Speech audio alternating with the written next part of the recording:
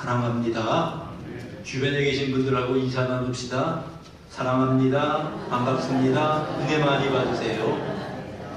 영상으로 예배 드리는 분들에게도 우리 하나님의 은혜가 함께 하시기를 축복합니다. 지난 주간에 우리 인간극장을 이렇게 보았습니다. 이 인간극장에 어떤 한 젊은 부부의 사연이 방영이 되었습니다. 43살인가 되는 동갑내기 부부입니다. 직장에서 만나서 결혼을 했습니다. 그리고 열심히 일을 해서 일찍 집도 하나 장만했습니다. 그리고 이제 아들이 둘이에요. 그러니 참 남부럽지 않게 다복하게 행복하게 살아갈 수 있는 그런 가정입니다. 그런데 첫째 아이가 9살 먹은 남자 아이인데 돌 무렵에 뇌병변 장애 등급 판정을 받았습니다. 뇌병변, 그러니까 뇌에 문제가 생긴 거죠. 그러니까 이제 아이가 운동신경도 제대로 발달하지 못해서 제대로 걷지도 못합니다. 물론 지능이 늦은 건 말할 나위도 없고요. 9살 된 아이가 뭐 이제 글도 제대로 모르지요. 말도 제대로 못하죠. 그런데 이 부부가 이 아이가 나의 아이란 말입니다. 내가 낳은 아들이고 내가 이 아이의 아빠고 내가 이 아이의 엄마입니다. 부모의 입장에서는 이 아이를 포기할 수가 없는 겁니다. 끝까지 이제 모든 것을 다 투자해서 아이의 재활을 하기도 하고 아이를 기르기도 하고 하는 그런 사연이 방영이 되었습니다. 심지어는 둘째 아이를 낳으려고 할 때 둘이서 함께 고민을 많이 했답니다. 그래 둘째 아이를 낳으면 어떻게 하냐? 둘째 아이를 낳으면 이 아이를 정말 지금 같은 사랑으로 사랑할 수 있을 것인가? 고민하다가 둘째 아들을 낳았답니다. 이 아이 뒷바라지하기 위해서 직장을 그만둡니다. 둘 다. 그 다음에 이제 돈이 더 필요하니까 은행에서 대출을 받았습니다. 이 두 부부에게 있어서는 큰아이가 뇌병변 장애가 있는, 아무리 이 아이를 재활을 하고 또 뭐 이렇게 그 양육을 하고 해도 사실 정상적인 사람으로 살아가기는 어려운 아이입니다. 그런 아이를 위해서 자신들의 인생을 다 투자하는 것입니다. 제가 그런 인간극장을 보면서 생각한 게 사랑이란 무엇일까? 사랑이란 무엇일까입니다. 여러분, 만약에 우리에게 그런 일이 닥친다고 할지라도 아마 아버지와 어머니는 똑같은 결정을 할 겁니다. 내 인생을 다 쏟아부어서라도 이 아이를 위해서, 이 아이가 바로 서기를 위하는 마음. 그래서 이제 지범이는 오늘도 잘한다. 프로그램 이름이 그렇게 되어 있습니다. 사랑이 무언가? 여러분, 내가 아이의 아빠이기 때문에 아이를 사랑하는 겁니다. 내가 이 아이의 엄마이기 때문에 부모라는 이름으로 그 아이를 사랑하는 것입니다. 우리가 하나님의 자녀들입니다. 그러면 하나님께서 우리를 왜 사랑하실까요? 그 이유는 나에게 있는 것이 아니고 하나님께 있습니다. 하나님의 자녀이기 때문에 나와 여러분들을 하나님께서는 사랑하시는 줄로 믿습니다. 하루는 어떤 바리새인이, 시몬이라고 하는 바리새인이 예수님을 초청했습니다. 예수님이 시몬의 집에서 식사를 하시는 거죠. 그냥 간단한 식사가 아니라 그 저녁에 긴 시간을 가지면서 교제도 하고 식사도 하고 그런 자리입니다. 여러 사람들이 둘러앉아서 식사를 하고 있었습니다. 그런데 그 자리에 어떤 여자가, 이 여자는 죄인이라고 성경에 기록이 되었습니다. 누가 보더라도 이 사람은 죄인이에요. 평소 같으면 그 자리에 들어오지도 못하게 막았을 터이지만 예수님께서 계시고 사람들이, 손님들이 있으니 아무 소리도 하지 못할 상황이 되었던 것 같습니다. 이 여자가 향유옥합 하나를 들고 주님께 다가오는 겁니다. 모든 사람이 긴장하고 그 여자가 무엇을 하는지 보고 있었습니다. 이 여인은 예수님께 가까이 와서 향유 옥합을 깨뜨려서 그 향유를 예수님의 발에 다 부어드립니다. 온 집에 향유 냄새가 가득 찼겠죠. 그리고 눈물을 뚝뚝 흘리면서 자기의 눈물로 예수님의 발을 적십니다. 그리고 예수님의 머리카락을 가지고 발을 씻고 있었습니다. 자, 이 모습을 보고 정말 불쾌했던 사람이 있습니다. 누군가 하면 바리새인 시몬이었습니다. 아니, 저 여자가 어쩌자고 이 자리에서 신뢰를 하고 있는 거야. 이 자리의 분위기를 지금 망치고 있는 거야. 예수님께서 바리새인 시몬을 따로 불러내셨습니다. 시몬아, 시몬아, 한번 물어보자. 어떤 사람이 돈을 빌려줬어, 사람들에게. 그런데 어떤 사람에게는 50데나리온을 빌려주고 어떤 사람에게는 500데나리온을 빌려줬다. 주인이 이 빚을 다 탕감해줬다. 빚을 없이 해줬다는 말입니다. 그런데 네 생각에는 두 사람 중에 어떤 사람이 주인에게 더 고맙게 생각하고 주인을 더 사랑하겠냐? 그랬더니 뭐 당연한 거죠. 물으나만 하죠. 많이 탕감받은 사람입니다. 그랬더니 예수님께서 이렇게 말씀을 하시는 겁니다.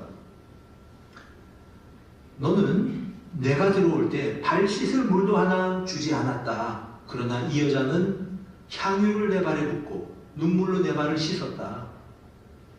이 여자가 이렇게 했기 때문에 내가 너에게 말하노니 그의 많은 죄가 다 사하여졌다. 그의 많은 죄가 사하여졌다. 그의 사랑함이 많음이라.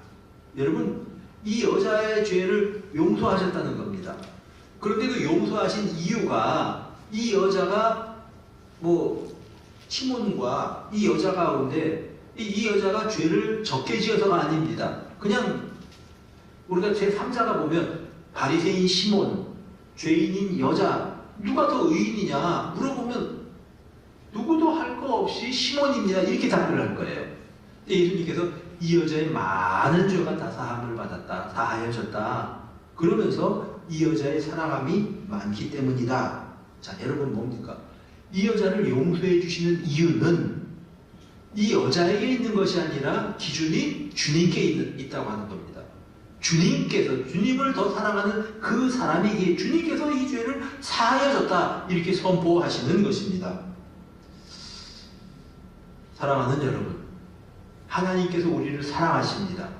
그 사랑의 이유가, 그 사랑의 기준이 내게 있는 것이 아니고 하나님께 있다고 하는 것을 잊지 마시기를 바랍니다.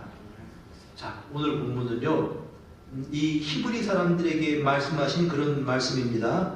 이들은 끈질기게 하나님 사랑을 거부하는 자들입니다. 우리 48장, 이사야서 48장 4절을 보시길 바랍니다. 내가 알거니와 너는 완고하며 목은 쇠의 힘줄이고 이마는 노시라. 이야, 어떻게 했으면 이렇게 표현을 하겠습니까? 완전히 그냥 쇠 힘줄 같은 목이에요. 목이 뻣뻣해요. 굽혀지지를 않아요. 교만한 사람들이죠. 게다가 이제 이마는 노시랍니다. 쉽게 표현하자면, 우리말로 표현하자면 얼굴에 철판 깔았다는 겁니다. 하나님 앞에서 얼굴을 철판 깔았어요. 이 가운데 그런 분은 한 분도 없겠죠. 오죽했으면 선지자가 말하기를 너네는 목은 완전히 힘줄, 쇠 힘줄이다. 너희 얼굴에 철판 깔았다. 이마는 놋과 같다. 완고하다. 사랑하는 여러분, 이렇게 하나님께 책망받는 사람은 한 사람도 없기를 바랍니다. 근데 이게 중요한 건요, 이렇게 뻔뻔한 사람들인데도 하나님께서 포기하지 않으신다는 겁니다. 그렇다고 해서 여러분, 그냥 나는 얼굴에 철판 깔고 살래, 그렇게 하진 마세요. 그렇게 하고 하나님께서 그런 사람을 포기하진 않으시지만 그런 사람 하나님 앞에 돌아오려면 고생 많이 합니다. 그러니까 아는 사람은 속히 깨닫고 하나님께 내 목을 부드럽게 해서 머리를 숙이는 성도님들이 되시기를 바랍니다. 이게 지혜입니다. 자, 어쨌든 간에 하나님이 히브리 사람, 너희들은 완고한 사람이야, 철판 깔은 사람이야, 녹과 같은 그런 이마야, 너희들은 목은 완전히 쇠힘줄이야. 심지어 48장 8절에 보면 이렇게 말씀을 합니다. 너네는 모태에서부터 이제 내게 배역한 사람들이야. 여러분, 어머니 뱃속에서부터 아주 하나님께 대해서 배반한 사람이랍니다.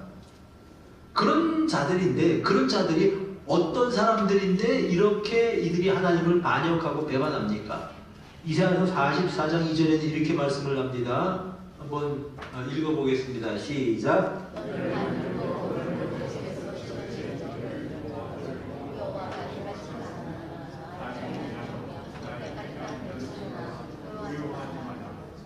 하나님은요, 그들을 모태에서부터 지어서 도와주셨답니다. 어머니 뱃속에서부터 처음부터 그들을 도와주셨답니다. 그런데 이렇게 도와주셨는데 하나님은 이 사람들은 완전히 얼굴에 철판을 깔았다는 거예요. 계속해서 배반한다는 겁니다. 모태에서부터 하나님께 배역한 사람들이 히브리인들이래요. 여러분, 하나님께서는 이 히브리 사람들을 하나님의 백성으로 선택하셨습니다. 신명기 7장 6절에 보면은 이렇게 말씀을 하죠. 너는 여호와 네 하나님의 성민이라. 네 하나님 여호와께서 지상 만민 중에서 너를 자기 기업의 백성으로 택하셨다. 여러분, 여기서 자기 기업의 백성이라고 하는 단어가요, 이제 이 세귤라라고 하거든요. 히브리 말로는 무슨 뜻인가 하면 왕의 보물이라는 뜻입니다. 자, 전쟁을 하면 왕이 전리품을 챙기는데 제일 값지고 제일 소중한 거는 왕이 이거는 내 거야 점 찍어 놓는 거예요. 그러면 어느 누구도 거기에 대해서 손끝 하나 건드리면 안 되는 겁니다. 왕의 보물입니다. 하나님이 너희들은 자기 기업의 백성으로 삼으셔서 하나님께서 우리를 보시면서 뭐라 그러시는 건가 하면요, 너는 내 소유야. 너는 내 거야. 어느 누구도 너를 건드릴 수가 없어. 내가 보호하마, 내가 지키마, 너는 내 것이야. 말씀하셨다는 겁니다.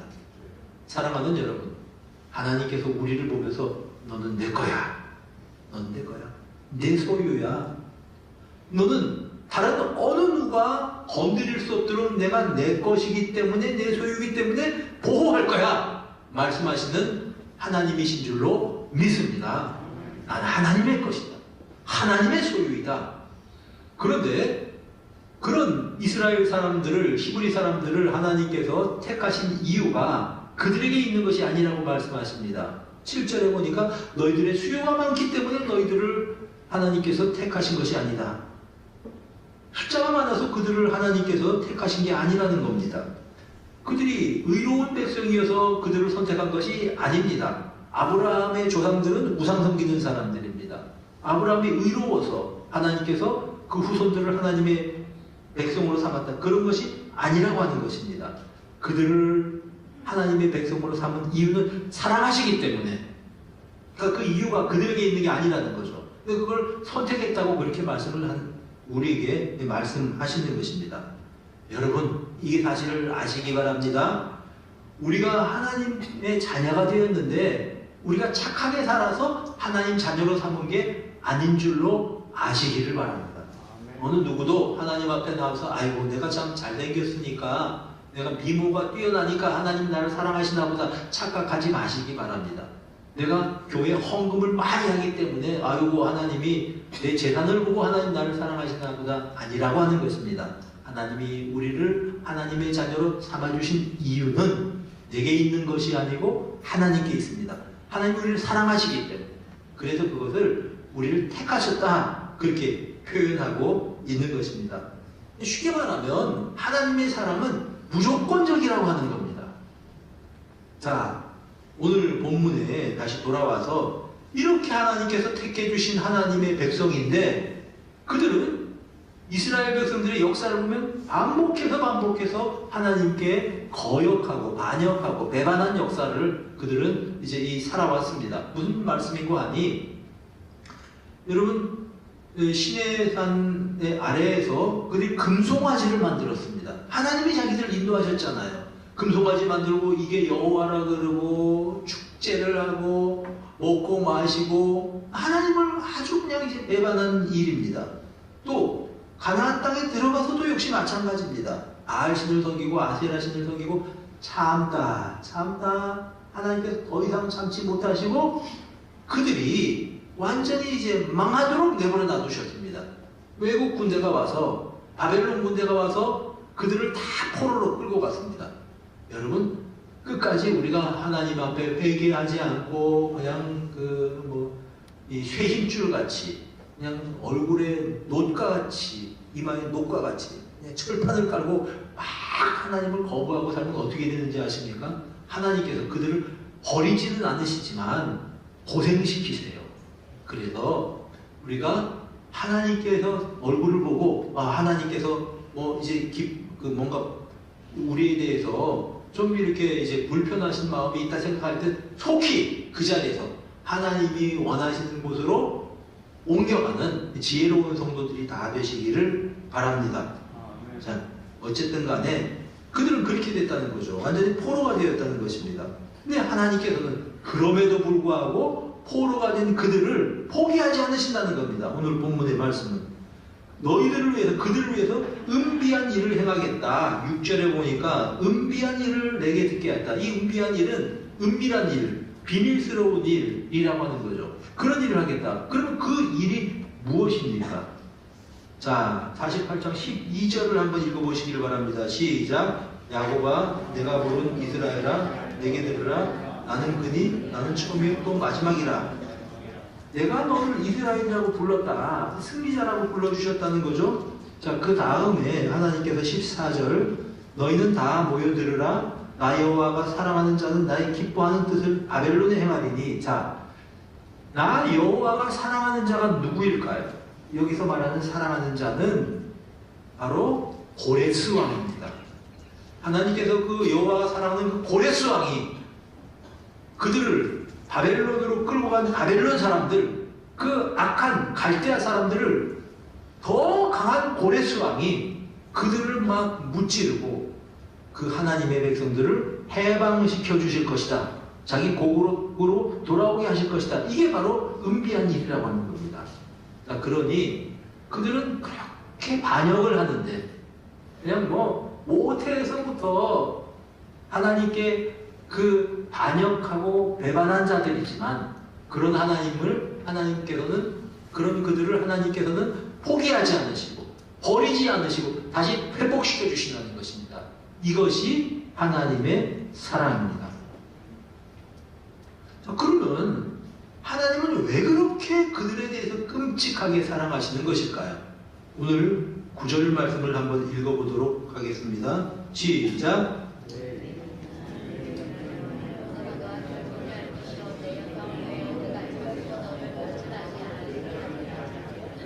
자, 내 이름을 위하여, 내 이름을 위하여, 내 영광을 위하여. 11절 보세요. 나를 위하며 나를 위하여. 하나님께서 그들을 회복시키시는 이유가 바로 하나님께 있다는 것입니다. 그들에게 있다는 것이 아닙니다. 그들은 벌받아 마땅한 사람들이고 나라가 망해도 싼 그런 사람들입니다. 하나님께서 보실 때는 이들은 계속해서 반역하는 사람들, 철판 깐 사람들입니다. 그런데 그들을 회복시키게 해주겠다. 왜냐하면 그 이유가 뭐냐면 내 이름을 위하여, 내 이름을 위해서. 다시 말씀드리면 하나님의 명예를 걸고 그들을 회복시키시겠다라고 하는 그러한 뜻입니다. 하나님께서 그들을 사랑의 관계를 회복하셔서 예전처럼 그렇게 만드실 것입니다. 그런데 그 이유는 나의 명예 때문이다. 나의 이름 때문이다. 그런 뜻입니다. 이게 뭐냐 하면 하나님께서 아브라함에게 약속을 하셨지 않습니까? 내 후손으로 말미암아 모든 민족에게 이제 복이 전하여질 것인데 그 약속이 있습니다. 그 약속 때문에 너희 후손들 다시 회복시키마 라고 하는 것입니다. 그러니까 이런 하나님의 마음을 가장 잘 알던 게 모세였습니다. 자, 여러분, 모세가 이스라엘 백성들이 막 그 금송아지 만들 때 하나님께서 그렇게 말씀을 하셨습니다. 모세야, 내가 이 민족을 다 멸해버리겠다. 그리고 너를 통해서 또 한 민족을 만들어서 약속을 지킬 테니까 나는 내 뜻대로 하도록 내버려 두어라. 이때 모세가 하나님께 엎드려서 기도를 하는 겁니다. 뭐라고 기도하냐 하면은 출애굽기 32장 11절에 보니까 이제 이르되 여호와여 어찌하여 그 큰 권능과 강한 손으로 애굽 땅에서 인도하여 내신 주의 백성에게 진노하려 하십니까? 자, 이 백성은 하나님이 인도하여 냈습니다. 그들에게 진노하신다면 어떻게 되겠습니까? 그 다음 절 보세요. 만약 하나님께서 이들을 진노해서 다 망하게 하신다면 애굽 사람들이 말할 겁니다. 아, 여호와가 이 사람들 이끌어내서 이 땅에서 이끌어내더니 여호와가 그 사람들 다 죽였네. 아이고, 하나님도 알고 봤더니 저들을 사랑한다 그러지만 사랑한 거 아니네. 이렇게 말할 거 아닙니까? 그럼 하나님 명예가, 하나님 위신이 뭐가 되겠습니까? 그러니까 이들을 용서해 주십시오. 하나님 그 말씀을 들으시고 마음이 녹으셨어요. 하나님께서 마음을 바꾸셔서 그들을 용서해 주셨습니다.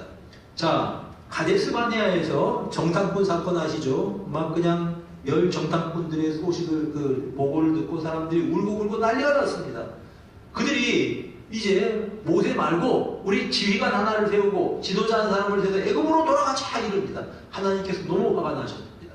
어느 때까지 이들이 나를 믿지 않겠느냐. 그리고 하나님께서 그들을 막 이제 벌하시려고 합니다. 이때 또 모세가 엎드려서 기도합니다.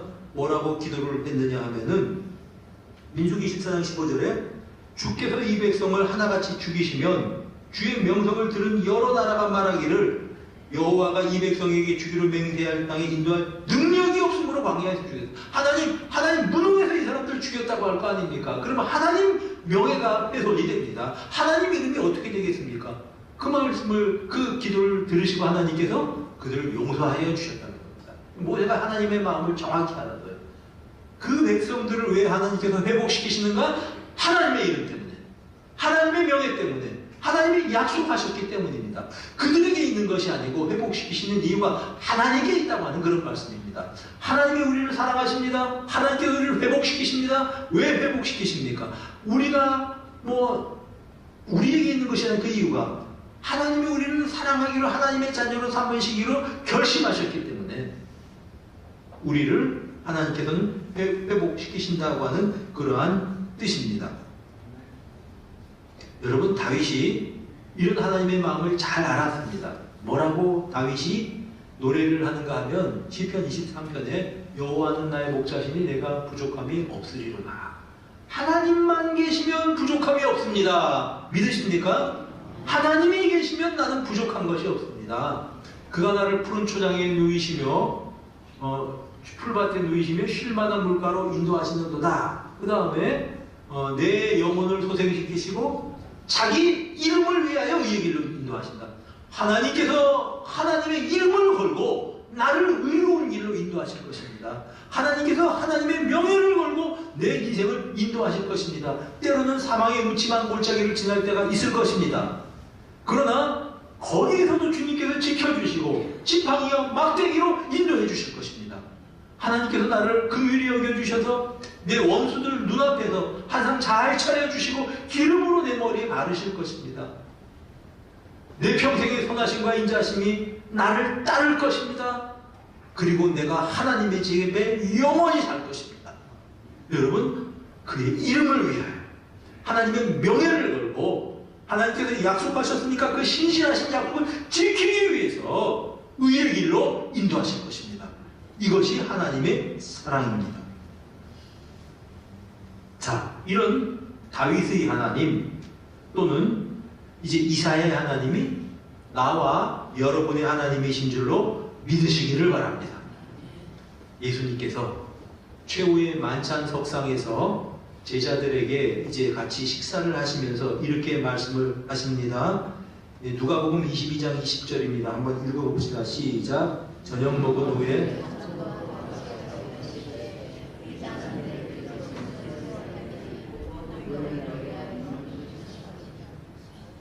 자, 여러분, 구약에 아브라함에게도 하나님께서 약속을 하셨습니다. 그 옛 약속이죠. 모세와 시내산에서 이스라엘 백성들과 맺은 약속, 그 옛 약속입니다. 구약이죠.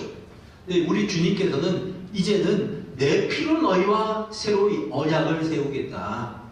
여러분, 구약의 백성들도 하나님께서 그 약속 때문에 용서해 주시고 회복시켜 주셨는데 예수 그리스도의 피로 언약을 맺겠다 너희들과. 우리는 예수님의 피로 새로운 언약, 확실한 언약을 맺은 하나님의 자녀들이신 줄로 믿습니다. 우리가 하나님 자녀된 거는요, 예수의 피로 말미암아, 예수 그리스도로 말미암아 하나님의 자녀가 되었다고 하는 것입니다. 우리의 믿음이 흔들리지 않을 수도 있는 이유가 있습니다. 왜냐하면 여러분, 만약에 내 믿음이, 내 구원이 내게 달려있다 그러면 그건 참 불안할 거예요. 아니, 우리들이 믿음 생활하다가 힘이 떨어지면 탁 놓을 거 아닙니까? 내 손을.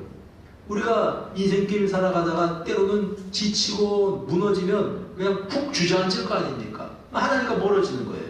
그것이 아니고 하나님께서는 우리를 예수 그리스도의 피로 세운 언약의 피로 그 언약을 맺은 하나님의 백성이라서 주님의 손으로 꽉 붙잡아 주시는 줄로 믿습니다. 넘어질 때도 잡아주시고 쓰러질 때도 잡아주시고, 하나님은 신실하신 분입니다. 신명기 10장 9절에 하나님은 신실하신 하나님이라고 말씀하셨습니다. 하나님의 신실하심 때문에 그 약속을 어기지 않는 하나님이시기 때문에 주님의 피를 값주어 사신 우리를, 피로 값주어 사신 우리를 하나님은 불쌍히 여기시고 용서해 주신다는 겁니다. 하나님 보실 땐 흠이 많죠. 약점도 많고 죄도 있고 그렇죠. 그러나 우리 주님께서는 주님의 피로 우리를 덮어주시고 우리를 용서해 주시고 주님 손길을 내밀어서 새로 붙잡아 주셔서 우리와 하나님과의 관계를 새롭게 하신다고 하는 그런 의미입니다. 사랑하는 여러분, 내 믿음이 흔들리지 않는 이유는 나 때문이 아니에요. 내가 믿음이 약해지면 하나님이 나를 포기하시는 것도 아니고, 내가 또 이제 이렇게 신앙생활 잘 못한다고 해서 하나님께서 나를 버리시는 것도 아니라는 것입니다. 하나님의 손이 나를 붙잡고 있습니다. 그의 이름을 위하여 의의 길로 인도하시는 것입니다. 요한복음 10장 28절에 예수님께서는 이렇게 말씀을 하셨습니다. 내가 그들에게 영생을 주노니 영원히 멸망하지 아니할 것이요 또 그들을 내 손에서 빼앗을 자가 있느니라. 맞습니까? 없다. 아무도 우리 주님의 손에서 우리들을 빼앗을 자가 없는 줄로 믿으시기를 바랍니다. 그 강한 손으로, 그 능한 손으로, 그 사랑의 손길로 나를 붙잡으셔서 그 나라 갈 때까지 인도하실 것입니다. 그래서 내 구원은, 내 믿음은 흔들리지 않을 줄로 믿습니다. 이 하나님과 하나님 손을 의지하고 믿음으로 사는 우리 모두가 되기를 주님의 이름으로 축복합니다. 전라남도 나주에 가면 성좌단 기도원이라고 하는 기도원이 있습니다. 이 성좌단 기도원을 설립하신 분이 고인이 되셨는데요. 고 최양자 원장이십니다. 이분의 삶을 이렇게 이제 조사하고 강문호 목사님이 너무 감동을 받아서 책을 하나 지었어요. 그 책 제목이 뭐냐 하면 땅에 묻기도 아까운 딸아, 그렇게 지었습니다. 이 최양자 원장이 어떤 분인가 하면 배우지도 못한 분이죠. 전라남도 신안군 옆에 있는 어떤 섬에서 태어난 그런 분입니다. 이 당시 사람들이 다 그랬지만 지금 고인이 되셨어요. 제대로 먹지도 못하고 가난하고 배우지도 못하고 그런 이제 생활을 했던 분입니다. 18살이 되어서 집에서 이제 집에 팔남매가 돼요. 집에서 18살이 되어서 이게 큰 딸이라서 다른 집하고 이렇게 해서 결혼을 시켰답니다. 즉 결혼을 해서 시집살이를 혹독하게 시집살이를 합니다. 팔남매를 낳아서 길렀는데 남편은 어떤 사람인가 하면요, 하여간 나쁜 거 다 종합한 종합 세트입니다. 술꾼, 도박꾼, 가서 노름을 해가지고 빚 져오면 그냥 이제 빚 달라고 오고, 그리고 술꾼, 멀리서 이제 목포에까지 가서 술 외상 달아놓으면 목포에서 술집 여자가 찾아와가지고 외상 달라고 이제 이런 식이래요. 게다가 이제 완전히 술만 마시면 사람이 이상해져서 완전히 난폭해집니다. 어느 날은 왔다 집안에 장독이란 장독, 간장독, 매주 다 술을 깨놓고 이제 이런 사람이에요. 밥 먹다가 그냥 밥상 날리는 건 예산일이고, 어떤 날은 이제 이 논에서 일을 하는데 딸을 데리고 가서 이제 이 논두렁에 앉혀놨을 거 아닙니까? 걔가 막 그냥 투정을 하는 거죠. 그랬더니 그 자마를 신고 나와서 잠깐 한눈판 사이에 그랬대요. 그 아이를 번쩍 들어서 논두렁에 패대기를 쳤습니다. 이 세상에 이런 아버지가 어디 있습니까? 그리고 그걸 밟았어요. 죽으라는 얘기죠. 깜짝 놀라서 와서 막 말렸는데 그때 다쳐서 그 아이가 허리를 다쳐서 아이가 크지를 못했습니다. 여러분 이렇게 살았대요. 어떤 날은 이제 뭐 남봉꾼이니까요. 소문난 남봉꾼이에요. 그러니까 와가지고 어떤 여자를 데리고 와서 집에 데리고 들어와서 그 최양자 원장님은 그 방에 데리고 와서 옆에서 둘이 또 같이 잤답니다. 이 기가 막히잖아. 그런데 이 원장이요. 그 다음날 아침에 그 다음날 아침에 그 여자하고 이제 그 남편하고 같이 있을 거 아닙니까? 상을 차려가지고 또 이렇게 상으로 아침을 대접을 했답니다. 대접을 하고 나중에 그 여자가 그러더래요. 여자 혼자 있을 때 당신은 도대체 사람이요 천사요? 이렇게 묻더래요. 있을 수가 없는 일이잖아요. 참 불쌍히 여기고 그 여자도 긍휼히 여기고 그러면서 이제 자기가 어떻게 남편하고 만나게 되고 뭐 이런 얘기도 쭉 이제 해주더랍니다. 자, 하여간 이렇게 별나게 시집살이라고 사는 사람입니다. 근데 이 사람이 끝까지 그래도 자기 남편을 포기하지 않고 남편을 사랑하고 남편으로 인정합니다. 맨날 뭐 사실 어떻게 보면 남편이 없는 게 낫죠. 아니 그 8남매 키우는데 그게 뭡니까? 맨날 뒤집어 엎고 두드러 깨고 돈을 제대로 벌어오길 하나 맨날 술꾼이고 그냥 어디 가서 노름빛 받으러 뭐지 이런 삶을 살아왔다는 거죠.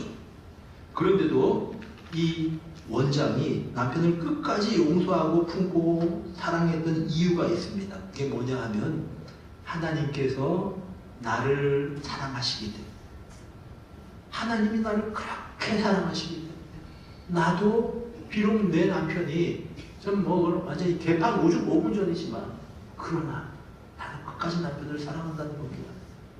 이게 최양자 원장의 마음이었습니다. 나중에는 이 남편이 예수를 믿게 되지요. 그 다음에 이제 나중에는 병에 걸려서 남편이 뭐 그렇게 젊은 날 뭐 목을 막 엉망으로 썼으니까 병도 걸릴 거 아닙니까? 그래서 이제 죽게 됐는데 마지막으로 자기 아내한테 다 잘못했다고 이렇게 사과하고 나를 위해서 좀 기도해 달라고 그래서 남편을 위해서 기도했는데 기도하고 죽기 전에 아내에게 그러더랍니다. 난 당신을 참 존경하오 그랬대요. 존경하오. 나 같은 사람하고 같이 나라도 참 존경하오. 여러분 예수 안 믿을 때 결혼했지만 알고 보니까 결혼은 하나님 앞에서 나하고 그 사람하고의 약속이더라는 겁니다. 하나님이 나를 그렇게 사랑하시는데 나도 그 마음으로 남편을 사랑해야지. 이렇게 살아왔다는 겁니다. 이런 일들을 쭉 이제 이렇게 들어서 참 그 목사님이 그 사람에 대해서 이제 돌아가셨는데 지금은 그 책을 하나 만들었어요. 그래서 이 사람은 정말 땅에 묻기도 아까운 사람이다. 나중에는 기도원 해가지고 기도원 원장이 돼서 많은 사람들을 도와주고 병든 사람들 치료하고 뭐 이제 이런 일들을 많이 하셨답니다. 자, 제가 말씀드리고 싶은 거는 그런 겁니다. 사랑이라고 하는 것은 그런 것입니다. 변함이 없는 것입니다. 끝까지 한결같이 약속을 지키는 것이 사랑이고 하나님이 우리를 그렇게 사랑하시기 때문에 우리도 그렇게 다른 사람들을 사랑해야 될 줄로 믿습니다. 여러분, 하나님이 우리를 얼마나 사랑하는지 로마서 8장 35절에는 우리에게 이렇게 질문을 합니다. 누가 우리를 그리스도의 사랑에서 끊으리요? 반란이나 공고나 박해나 기근이나 위험이나 칼이나 쭉 나와요. 쭉 나오면서 거기에 대한 결론을 8장 30절에 39절에 이렇게 결론을 내립니다.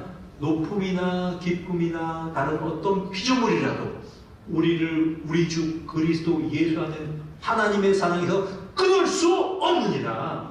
그 하나님의 사랑에서 끊을 수 있는 것이 아무것도 없다고 하는 것입니다.